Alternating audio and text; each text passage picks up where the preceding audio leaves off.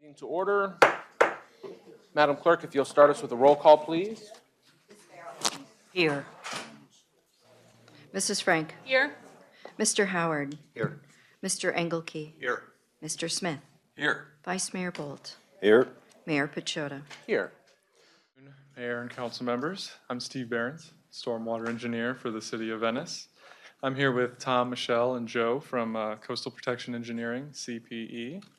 And before I hand it over to their presentation, I wanted to give a very brief background on the recent history of this topic and what brought us here, why CPE is here today. In 2023, Hurricane Idalia passed Venice, bringing rain and storm surge, neither significant, but together enough to flood the streets immediately surrounding Flamingo Ditch.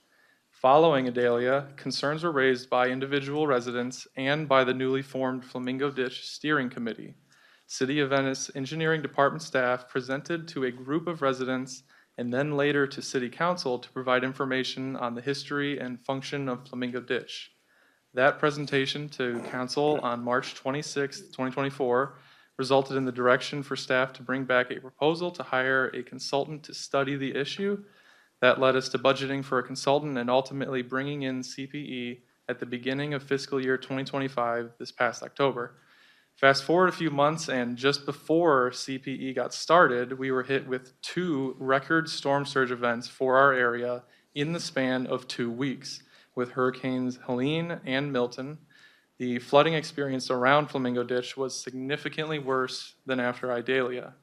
A public meeting was held by CPE and the city on December 16, 2024, to hear comments and concerns from residents. Roughly 100 people were in attendance.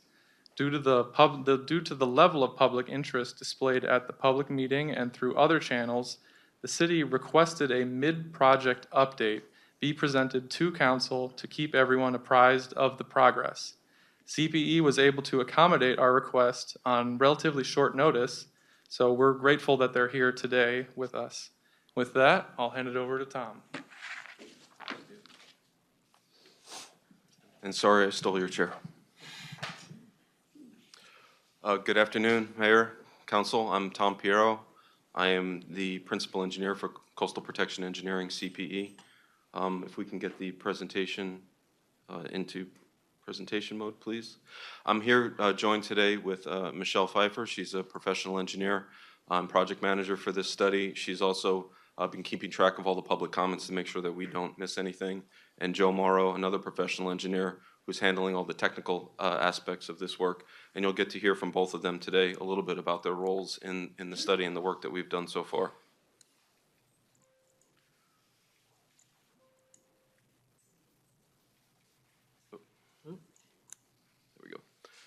So we're going to give you a little bit of an overview of the feasibility study, kind of an in-progress review, talk about some of the modeling and the data that we need to complete this work. Michelle's going to go over the public comments that we received. We'll talk about some preliminary findings and some next steps. Some of this seems a little bit like old news after the public comment session this morning. It's clear that our presentation got out there, and we really do encourage the public to be part of this process.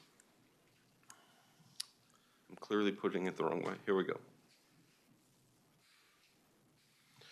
So just a quick overview of what our scope of work is to look at a study to evaluate how the roadways and the private property near Flamingo Ditch flood and what are the causes of that flooding. From the existing information that we gathered, we already know that that's an open drainage ditch surrounded by low-lying areas. It's privately owned, and we'll show you some maps about that, with a limited drainage easement that the city has for maintenance. There's been repetitive flooding of these properties from rainfall events and, of course, the storm surge events that Steve just referred to. And it's really the problem is that there's compound events that are occurring here, and we need to figure out a way to handle those compound events, which is what makes this project so challenging. So our objectives of our study was to first obtain public input for historical context and local observations. That has been critical, and the information has been coming in floods, and we really have been processing it and really paying attention to it. We did also go through all the previous studies that are available, looked at existing data, took these old models forward that need to be refined and updated now, and we're starting to conceptualize and compare options that can reduce flooding. First, I want to show this image that your staff, Steve, provided to us from the mid-1940s of what Flamingo Ditch looked like before development. This is a low-lying natural area. Essentially, it was functioning as a floodplain. We also can look at this from a more mapping. This is a topographic map conducted by LiDAR technology. It's a light-ranging mapping technology that really highlights what the issue is here at Flamingo Ditch. The hotter colors, the reds and yellows, are higher elevation. The cooler colors, the greens and of course the blues, are lower elevation. And throughout this process, we've been kind of been told to compare the functioning of a Flamingo Ditch with Deertown Gully, which has a significantly different positive function.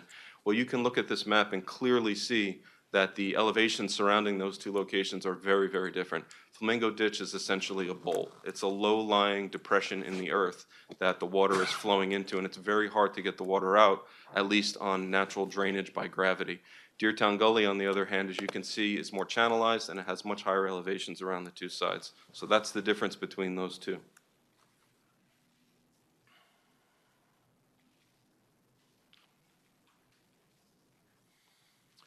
We talked a little bit about ownership. You heard that from some of the public comments this morning as well. The ditch is definitely owned by the private properties. You can see the plats here. They go right to the middle of the ditch and runs down the center of the ditch out to the beachfront. And the terminus of the public property on the beachfront is the erosion control line, which was established as part of your beach program. That's where state land picks up and moves into the Gulf. There is an existing 20-foot wide maintenance easement that's part of these platted properties.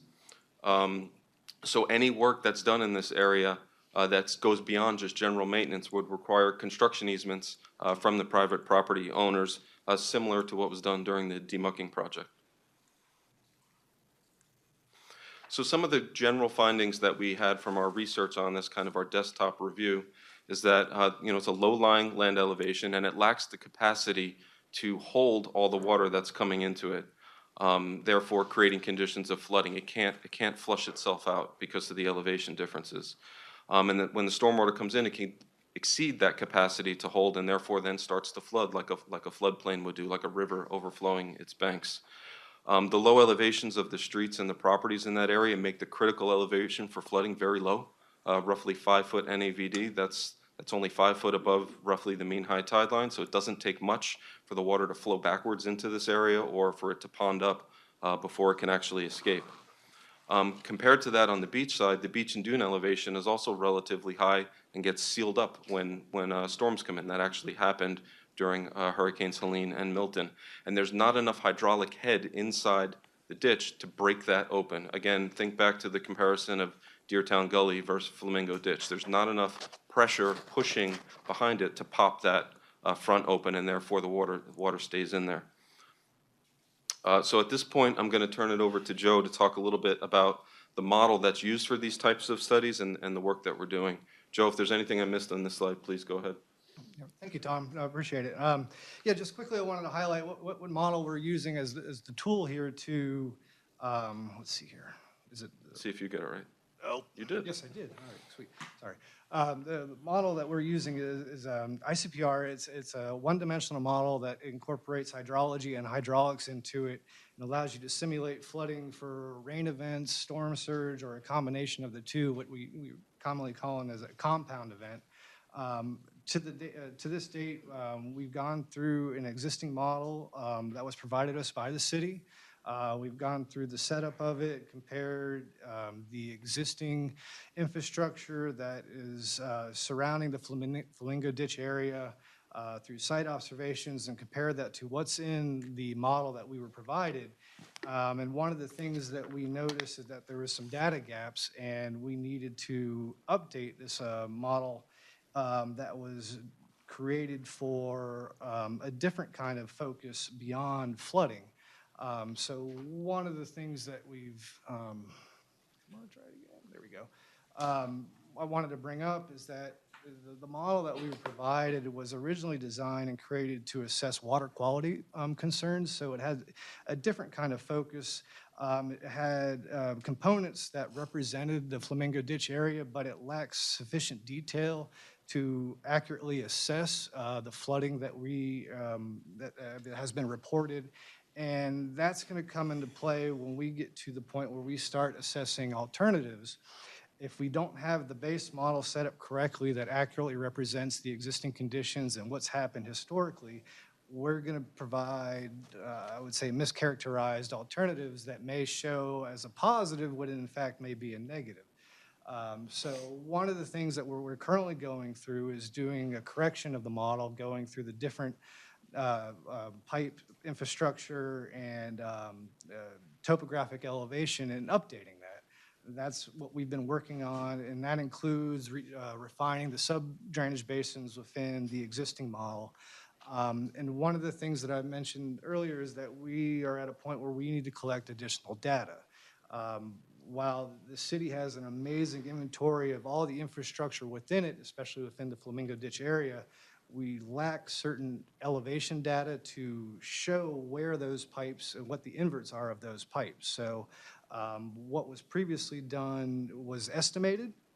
There's some areas that we have survey data for, but I'd say a large portion of it, specifically around the Flamingo Ditch area, is just inaccurate, and we need a survey to show us what those inverts are. We've currently solicited 4 different surveyors to help give us quotes to provide that information, and we're going to be moving pretty quickly on that once we get those quotes in. And as part of that, not only are we going to get additional information on the existing infrastructure, but then changes in the topography in the area. Because as Steve mentioned at the beginning, been hit with major storm events, and a lot of the survey data that we have is pre-storm. So when we start looking at volume calculations or what the actual capacities of the ditch are and the surrounding areas, updated topography data is going to be very important. And as part of all that, we're going to be looking at this through multiple different ways as part of our GIS analysis and using that to develop alternatives. So with that, I'd like to pass it on to Michelle, who's going to talk about the public comments we received today. So.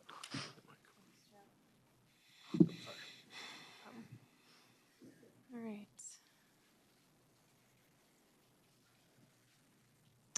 Okay, so for the public comment. That period- microphone, you might have to pull a little closer. Okay.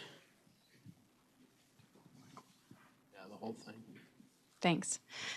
For the public comment portion of the study, we received comments in 2 different ways. There was a website set up, flamingoditch.com, where people could log on, simple contact form, insert your name, and any comments you wanted to provide, and those got directly sent to us. We received 30 plus responses from that website. And also, there was the public meeting that Steve mentioned that was held mid-December, where people came up and spoke and gave their feedback. The Flamingo Ditch website was open for about 2.5 months. That's been closed now. We're kind of, ending this public comment period. We've had some things trickle in since then, and as they do, we're adding them into the log. But for the most part, this public outreach or public comment period is over. So we wanted to share the things that we've heard from the residents, and also the things that we, will help us develop the study that were important to hear firsthand from people that have experienced them. So a lot of the comments were people's personal accounts, the residents that live in the area that have gone through the storms and the events. Some people have been living there for a few years, some people a couple decades, but either way, clear that this is a long-term issue, and people have experienced a great deal of property damage, financial impacts, and that was valuable for us to hear, again, firsthand.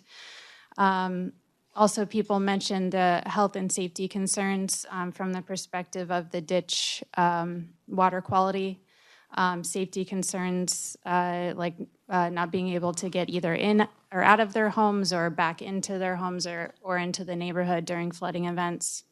People shared their observations on flooding and also maintenance and improvement ideas. I'm going to go into those in more detail in a couple slides. There were also questions and opinions about who are the responsible parties, the residents that are there, the city, the county, and then when it comes to a project, who is responsible for funding that, or what funding is available through the different avenues, FEMA funding, grants, things like that. So that was peppered throughout the feedback. It's clear that people are on board with getting a long-term solution. Again, that's why we're all here, and the city has moved forward with doing a study, but that was also a key word. And also another key word was urgency. This is it's an urgent matter, and people are preparing for the upcoming storm season on the heels of last year's very active storm season. So right here.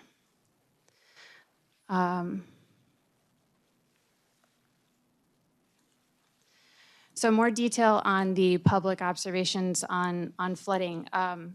Got several of these, and what we've gathered from going through the literature and gathering background information, looking at the ICPR model, it's also coming through in the public comments. So yes, during the hurricanes and large storm events, there's flooding that occurs, but also during minor rain events, it can happen as a combination with the capacity of the ditch. So the minor rain and the water levels and the lack of outflow in the ditch it can cause flooding back into the neighborhood. However, when there is a connection that is maintained to the Gulf, this quickly subsides.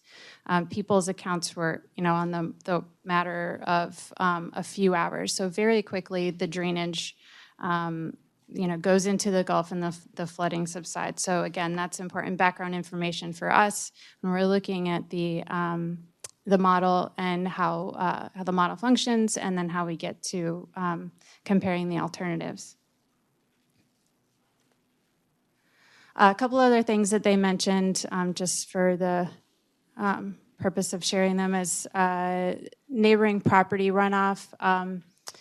With the newer homes that were built at higher elevations, people had reported runoff from the higher elevations homes into the lower areas, or the lower homes, and also clogged culverts and drains, things that kind of exacerbated the flooding conditions in the area. So also what came from the public comments was their input on what would be solutions to address the situation of the ditch. There was a lot of those, and they were wide-ranging, but just to boil them down into really five main topics, and I'll kind of mention a few of those things. Maintenance was one of them. Anticipating the rainfall events and trying to dig out the outfall or the connection to the Gulf in advance of the rainfall event, so that the connection is there when the storm occurs. Continuing maintenance with the culverts and the drainage system, and keeping those clear. Improving the drainage and maintaining the connection, again, keeping the ditch open, whether that's in the form of an outfall or a pipe connected to the Gulf.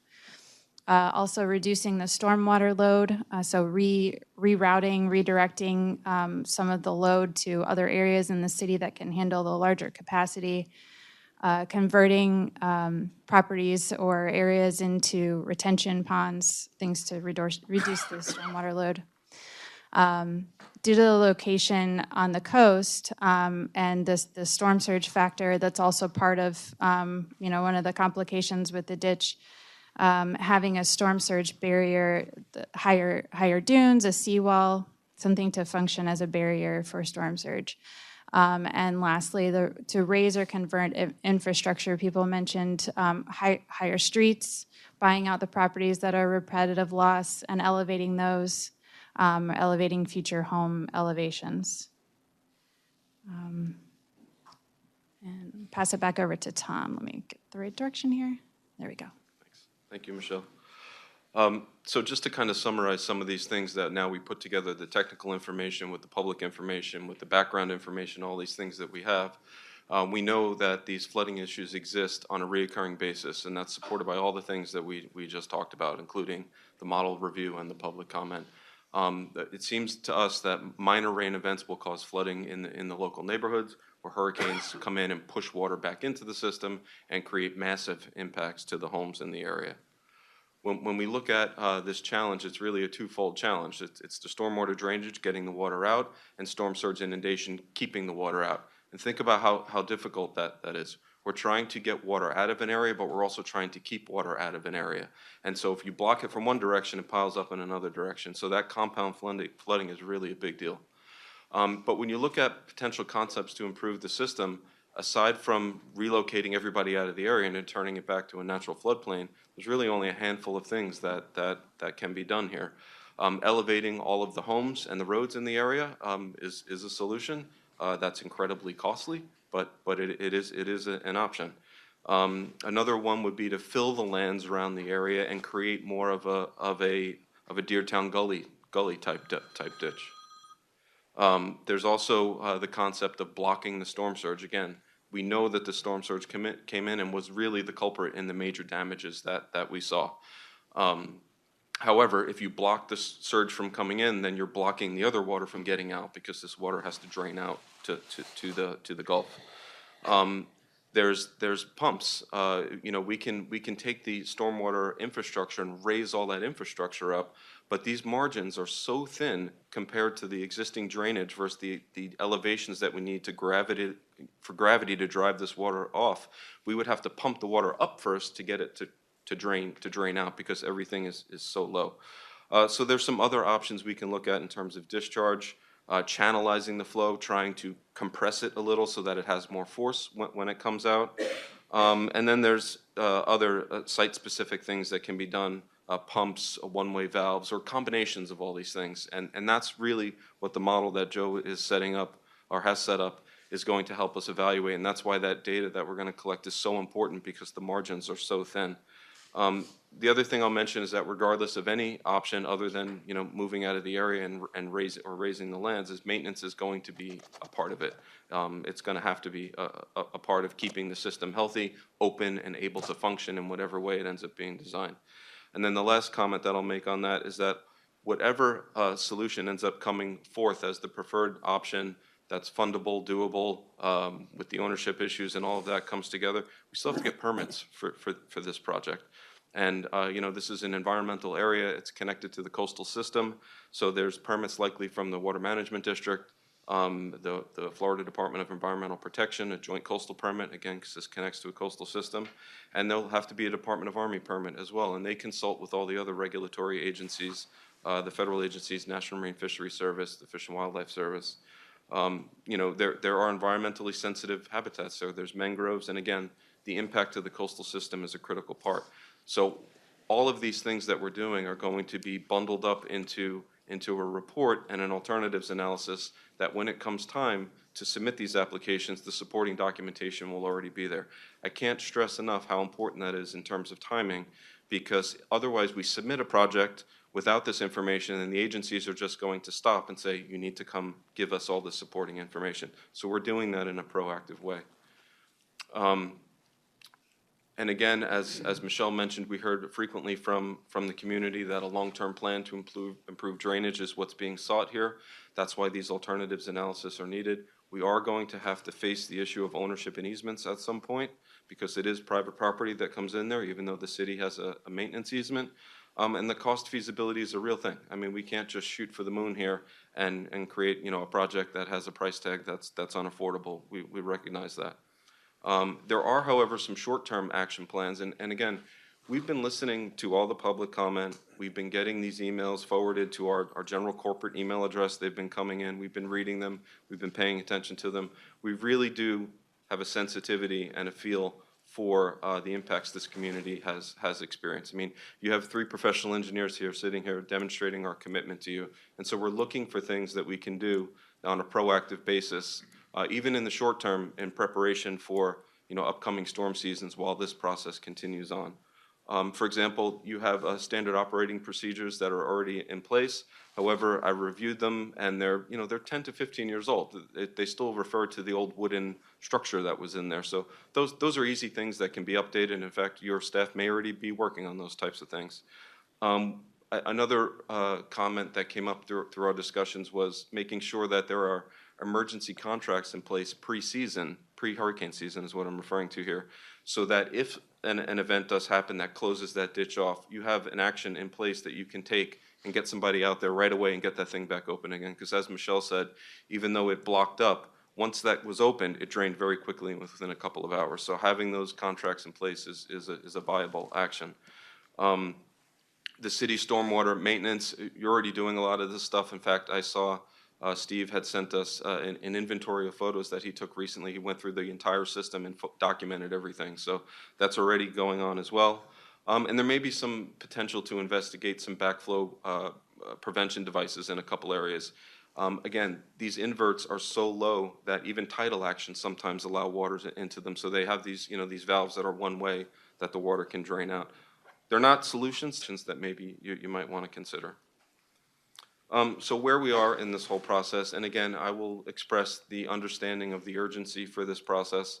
I will express that we really have heard the public being concerned about the upcoming storm season. We get all that, but again, we're engineers and we don't guess at solutions. We have to go through this process and we have to go through our analysis, not only for our own benefit, but really for your benefit, so that when we submit these applications to the agencies, they're already vetted out. So if you look at our list of topics here, the green items are ones that we've already completed. The yellow items are ones that are ongoing right now, and the blue items are the ones that are upcoming. So you can see we're basically right in the middle of our study right now, doing the additional data gathering and getting the model set up. Once that model is set up, things are going to move a lot faster because we have a list of options that we can look at and start implementing those in the model. And we have been in very close contact with your city staff. They have been great to work with, and I expect that that will continue. As we're getting information, we're going to be bouncing things off of them, and at their recommendation or suggestion, we'll come back to you at the appropriate time to present even another interim presentation if you like. So with that, I'm happy to take any questions that you might have, and thank you again for the opportunity to work on this study. It's a challenging one, but we like challenges, so thank you. Any questions from council members, please push your request to speak button. We'll start with Ms. Farrell. I barely know where to start. I've been listening to the folks from the area, plus individual private conversations, and what I heard was that there had been a wooden Ms. Farrell, turn your mic on. There you go. What I heard is that there had been a wooden structure back in 2018 that worked with a big pipe, and that the city took it away. Now, I mean, this is a fact that happened, and the thing that the resident told me was that it worked. So if we could go back to that, or anyone who has some knowledge, I was not here at that time, yay or nay, so that's one thing. Another thing is, surely, after all these months, one of the ideas that you've been evaluating must seem better than the others. Something seems, has anything floated to the top? The reason I ask is that I was at a listening session with high-level government people down in Punta Gorda on February 19th, and Venice submitted 5 projects, of which Flamingo Ditch was one. Now, I was under the impression that the 2 co-hosts were already writing a grant for us, doing some skeletal stuff. And that would be Ms. Margaret Worstel of the Southwest Florida Regional Planning Commission and Jennifer Hecker of the Coastal and Heartland National Estuary Partnership. Well, the people here have been saying, I don't think this is all copacetic, and I don't think the city's connected into what they're doing, and I don't think they are. So here's what, it's just a short paragraph that Ms. Worstel wrote back just within the hour. We can put together a grant together for you when the NOFO, what's NOFO mean? Notice of Funding Operation or something? Is released. But we should get together now and start putting together the narrative and budget. Like it was explained, EDA Economic Development Agency. Nobody has heard of them. They're some kind of government agency with a bunch of money, and they only will dish it out for certain things, but evidently there's a lot of it. Like it was explained, EDA reviews the applications as they come in, so if you wait until the deadline, there may be no money left. We need to get a jump on this now. So what it sounds like is that we would need a narrative and some seat-of-the-pants budget numbers, I believe. So that's all, I just was the one that put it in, and I don't want I want all the pieces to be connected, and that, so we don't lose this. So I know the engineers are on top of it, but they were copied as well just within the last hour. So thank you. Thank you. Mr. Smith? If I can turn those comments into a question. It's pretty clear the city's going to need to do something. It's going to need to do something short range, it's going to need to do something long range, obvious from your comments. And there is the impending an imminent announcement of a notice of funding availability based on Congress passing in January of this year $1.2 billion in a supplemental budget for storm recovery, storm resiliency, in which they specifically mention funding for transformative projects that would address storm surge as well as stormwater runoff. And there is a lot of concern, a lot of people spoke today, I think you probably heard them, that we be in a position to apply for that money. And certainly, whatever projects you come up with, we're going to want some help. And we were advised in that meeting, I don't know if you had a chance to be there, it is all on tape, that there will be these 4 buckets of money that we could apply for, and that we have to, jump a few hurdles, et cetera, but that the money won't be there long term. It'll quickly go, and that we have to have our applications in early. It was recommended to us by the Regional Planning Council within 2 days of the notice of funding availability, you should have something on their desk. And so I just want to ask you if that's going to be possible. And of course, we don't even know what the date is that it's going to come out, but it is imminent. They've already started the process. I'm told that what they're doing now is dividing up what money's going to HUD, what to FEMA, what to the Economic Development Agency, et cetera. And then there'll be this notice with a deadline, but if we meet the deadline by 2 days, there will be no money. The money goes in a fashion of first come, first serve with viable projects. So, all that said, are you in a position for us to get us in line for money? Is that in your scope of work currently? And will we be, are we at risk of being shut out of potential funding sources for your solutions? So we are willing to help in any way that we can. Grant support is not currently in our scope, but it can be. There's no reason why we can't help your staff and work hand in glove with them to apply for these grants as they become available. I think one of the things that we'll need to evaluate up front is the eligibility criteria for these different grants, because we already have looked at a couple and start to go down a road, and for example, one of them might be related to low-income communities or something like that, so we can't go to that one, so we have to look at the next one. And so we'll need some help from your staff on what are the grants that this type of project might be eligible for, and we are willing to help in any way that we can to help get those applications in. Okay, but that would require a new scope of work, a new contract with you to get you. No, it would. I mean, it might require an amendment to our work assignment, but I think the contract that we have can handle that. I think the funding that's available to that contract is also can handle that. You've all approved that already. It's just a matter of us working some paperwork with your staff, and I think that's totally acceptable.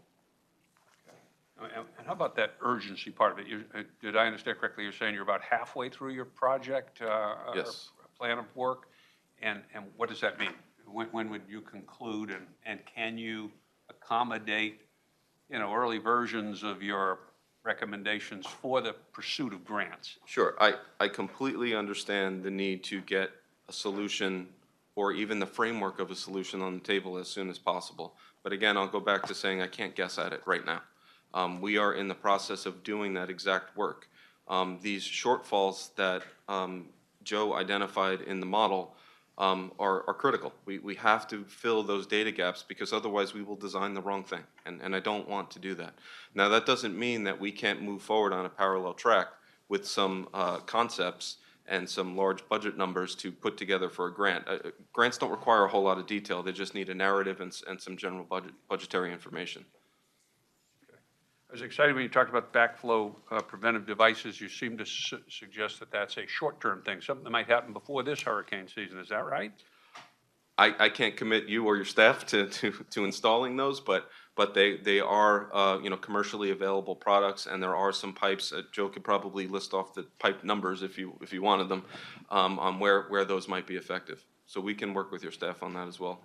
Right, but can you give us some assurances that we're going to get to a place where we have some ways to address the current situation before the upcoming storm season? Not necessarily the long-range solution, but there are going to be some things we can do that are going to put people more at ease. They're obviously very, very concerned about an upcoming season. Well, I think the people are very uneasy right now, so I won't give you assurance that I'm going to ease everybody, because I don't know that I could do that. But the information that we put up on the screen there, those list of bulleted items, I think are doable things that are realistic to get done, in time for storm season. Thank you. All right, we'll go with Mr. Engelke, then me, then back to Ms. Farrell. Okay, thanks for your report, guys. I'm hearing there's two different issues here. One would be a heavy rain, and then the other one being a storm surge. It seems to me that the heavy rain would be actually easier to Kevin, accomplish. excuse me. I don't think your mic is on. It's not going across TV land. How about now? Oh, there we go. All right, thanks for your report. I appreciate it. It sounds like there's two different issues here, one being rain and one being storm surge. And rain happens every day, happened yesterday here, rained pretty hard yesterday. And I don't know what type of storm or what type of accumulation of water happened yesterday down there. But anyway, that seems to be something we could maybe address a little bit quicker through some of the short-term things that you had mentioned. The storm surge, I think, is a different issue. And the storm surge, as I understand it, is really based on the topography of the land, basically a bowl. So that's going to take a lot more work. I do appreciate the fact that you guys are working on it hard. And it's one of those things where if we can move and get the rain thing going, as long as we can do that in parallel, that we're not going to be taking down what we already put in, that would show, I think, a tremendous step forward and go from there. Realizing that blockades and super duper pumps and all that kind of stuff will cost millions of dollars. Maybe it's the rain control, which we have a little bit more frequently than a storm surge, and realizing a storm surge is catastrophic. So it's going to take a little bit more of an action. So I'm not sure if the grants that we're going to be going after would include rain or just storm surge or both. Thank you. Thank you. All right, so specifically, I understand you can't commit to a timeline. I'm trying to get a little bit more focused on what broad scale timeline. I mean, are we talking 5 years? Are we talking 3 years? Can you, without guessing, can you tell us anything as far as when we can expect to start seeing some definitive solutions, even though they may be costly?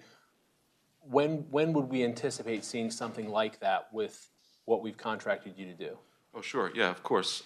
So during the public comment meeting that we had back in December, I had laid out a general schedule, just verbally, for the public to be aware of, because I anticipated that these questions would be coming. And I believe at that point we were estimating that we would come to the city with some preliminary feedback in April, and we would come with our results in June. So it's March, and we're here, giving you the information that we have as of today. Now, the caveat there is that one of the findings is that there's these data gaps in the model that we have to correct. So you're going to have to please give us a little bit of leeway on that so we can get that model up and running. But we're not going to take 3 years to do our study. We intend to deliver you our results, over the summer. And then from there, we can work on funding, grants, not that we're going to wait for grants, but we can work on all of those funding things. And again, the permitting, that's the part that's going to take the long time here. That's a bit out of my control. The things that we can control is getting ahead of it with the questions that we expect to be asked, and that's what we're doing. Because I think that's the biggest misunderstanding is that, okay, fine, you give us a solution, it costs $50 million. We decide we're going to go forward and do that. But then it takes 2-3 years to build and implement whatever project that is. So it's not going to be by next storm season. And I think that having that very transparent, clear understanding of lay it out for me so I understand, I think that's very important.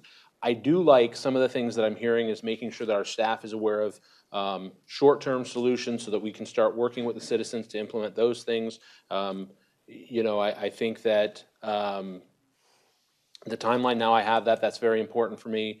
I get that you guys need time. I understand that whole piece, but I think that us having a clear understanding of that timeline is important. And then obviously you're going to be coming back to us with long-term solutions. That grant piece is critical to me. I mean, we do have a grant writer in-house. She's always looking at tons of different grants, and that's great, but if we can include that in the scope of work we've already contracted you guys to do, I'm very happy to hear that's a possibility as well, because that could take burden off of staff and help kind of expedite things. My biggest question here is I look at that picture and I have the hardest time ever understanding why. When I go down to Moon Drive and other places along the Myakka, Snook Haven, places like that, I don't get why we would, and I say we loosely because I don't even know who, back then it could have been county land and it's been annexed and all that kind of stuff, but how come folks were ever allowed to develop inside of a fishbowl without building stilt homes just like you see? I don't get it. I don't understand why we're even in this situation that we're in. Yeah, I don't have an answer to that, but you've certainly put your finger on the predicament that we've found ourselves in as well. Okay, so right now I understand it. The timeline you've given is we can expect to hear something definitive more towards June, at least this summer. Yes. You're going to start working with our staff on short-term solutions before we come back with long-term solutions, and you're also going to work with our staff on grant writing work. Yes, that's Okay. absolutely correct. If I could add one detail or one caveat to that, is that in terms of seeing construction, it not only we have to deal with the ownership issues, the funding issues, the grant issues, it's the regulatory part. I'm going to say it again. It is these projects that interact, especially cross boundaries from upland waters to coastal waters. The permitting is rigorous, and it can take years.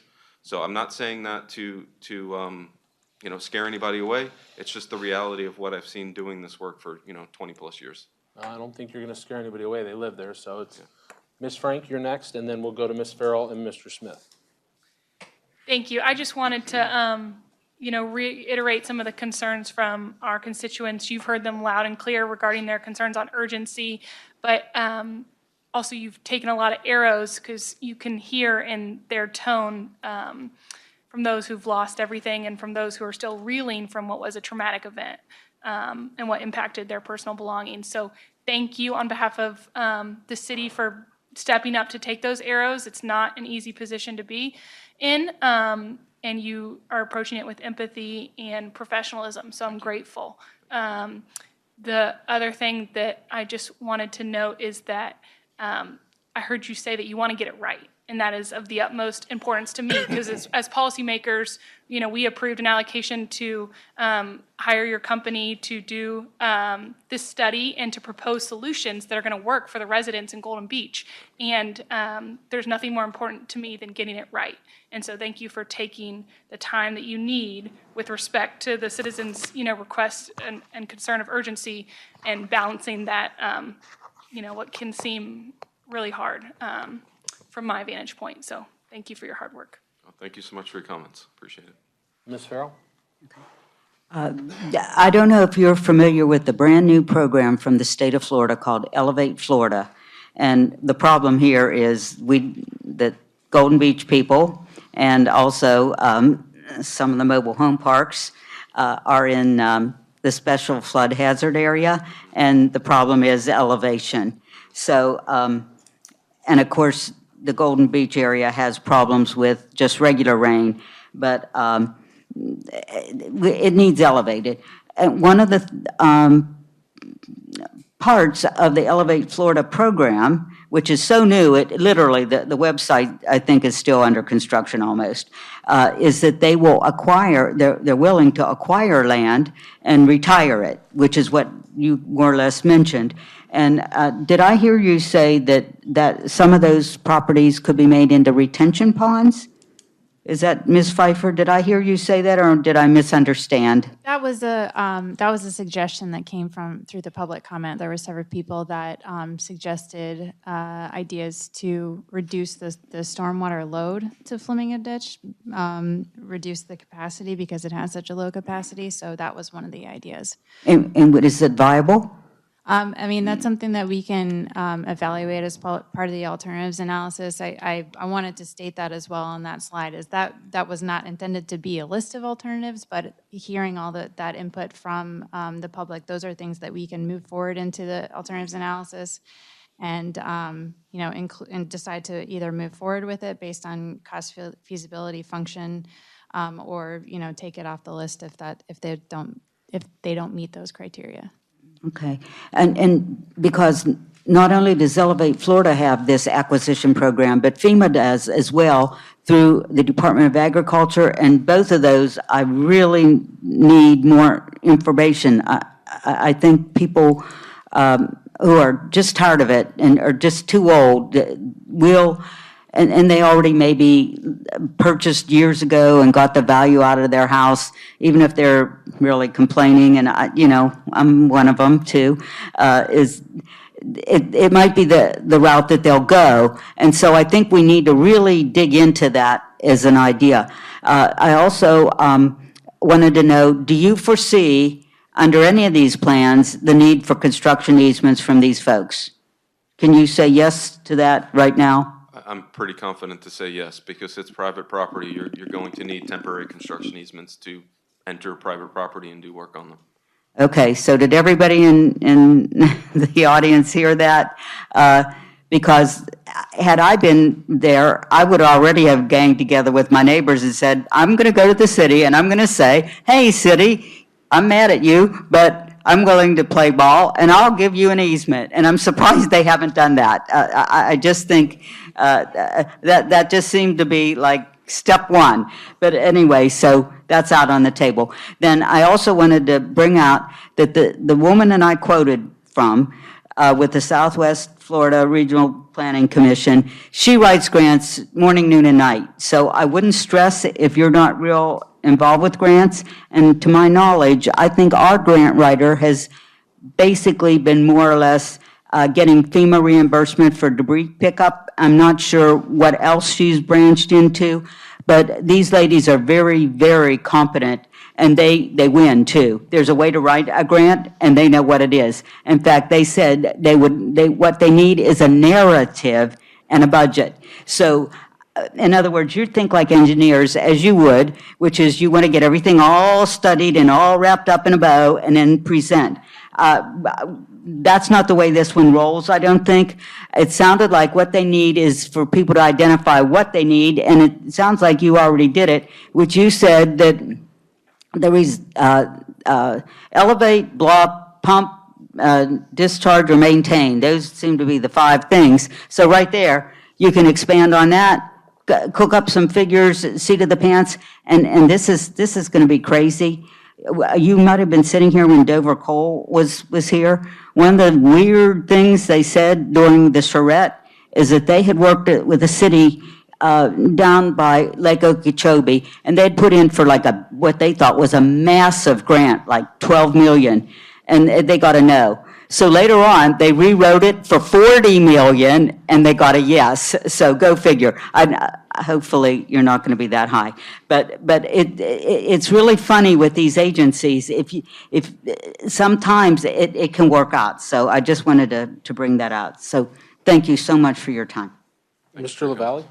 Thank you, Mayor. I've written a lot of grants, but I'm not an engineer.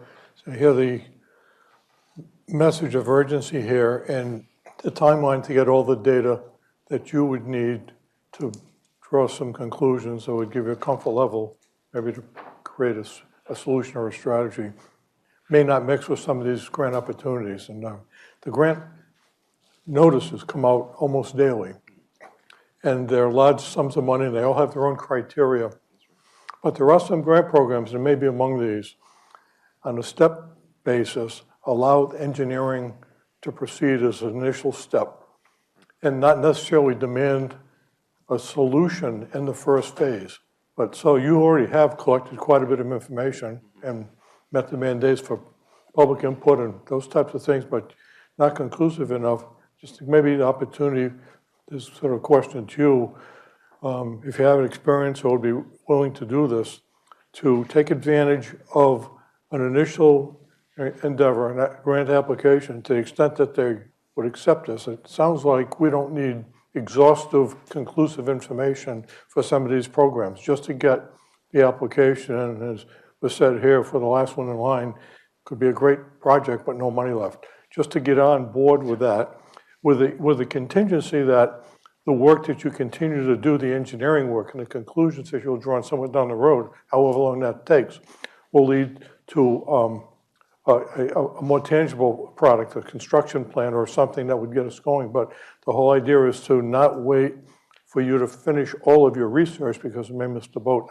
Maybe more money, and there is a contingency here that an engineering application is not conclusive but has a lot of background data. You obviously do. The city could substantiate the investment that's already been made just to get this going. Might be adequate just to get the engineering component to continue the work. Two benefits. One is to get us in line. Secondly, some outside funding where at some point you would draw conclusions and then back to the table with us and understand that a second phase of the grant would be more conclusive and potentially more constructive. So I guess that's the question. Is that something you've done? And if one of these grant programs allows for that, not complete detail and conclusive data, would you be able to do that?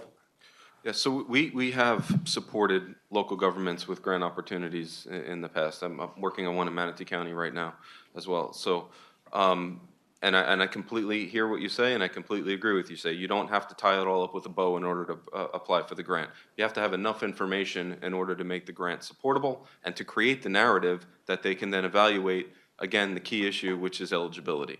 So we have to have enough information to know whether or not the city's application for a specific grant has the eligibility to make it go. But I completely agree with the stepwise process, and as I said before, we're committed to working with your staff on pulling together whatever grant applications we can help with. Thank you. Mr. Smith? Thank you. Thank you for what you're doing, for all these answers. I believe the city's never been in a better position than to have the cooperation of the neighborhood for easements. I mean, the trauma they've gone through, they seem willing to work with us and provide whatever easements are needed. And I hope you'll help us identify that, if it's just construction easements or if it's a greater easement than what we have in the way of that Flamingo ditch. That now would be the time for us to be asking for their cooperation, and I am certain we'd get it. But we have to know what it is we're asking them for and present it to them. I wanted to ask you two things, really. Have you ever encountered anything like this elsewhere with the private ownership of, you know, the ditch, the stormwater drainage system? And what do you do in that situation? And then, are there answers beyond Flamingo Ditch to the drainage issues of Golden Beach area? Because we keep going back, yeah, but it's privately owned, yeah, but the problem is this ditch. And can we hope for some answers that don't even mention the ditch? Here's another thing you could do to take pressure off the ditch. Here's something you could do that would be an alternative to the ditch. Here's something, you know, can we hope for that? So yeah, thank you for your questions. Let me see if I can hit them all. Have I ever experienced something like this ditch with the private ownership and the dual impact of low drainage and storm surge? I haven't. This is a pretty unique place and a pretty unique situation. In fact, the only place that comes to mind that is similar, although on a much grander scale, is like New Orleans. It's a bowl, and they have to like literally pump the water out in order to keep it dry. So it's a unique situation. With regard to looking broader, I watched the presentation right before ours, and I was kind of jealous that we didn't have nice graphics like that. I think there is a master planning effort here that maybe is longer term than our narrow study that we're doing here, to look at some of those other concepts of, rerouting stormwater in another direction, or, whatever the variety of options may be. But I think that's more of a citywide capital program master planning type effort that's much broader than what we're looking at right now.